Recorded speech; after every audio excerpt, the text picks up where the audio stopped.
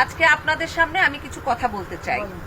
এগুলো দেখেন সব দেশি পণ্য কিন্তু, তাই না? এটা কি হলুদের গুঁড়া রাঁধুনি, এটা মরিচের গুঁড়া রাঁধুনি, এটা তো আপনাদের এই যে নানি চিনবে, কি বলেন তো নানি?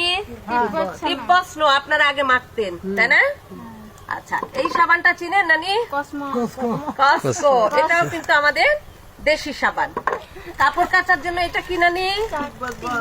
তিব্বত বল সাবান।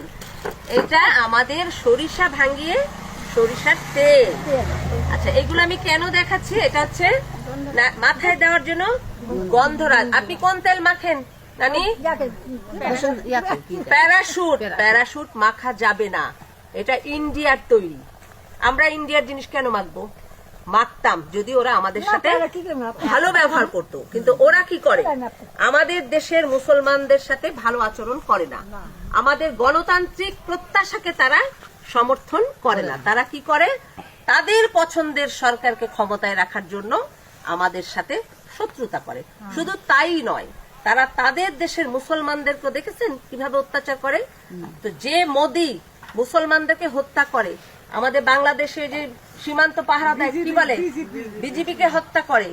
আপনার মতো গ্রামের একটা ছোট্ট মেয়ে ফেলানি মেরে ফেলে ঝুলিয়ে রেখেছিল।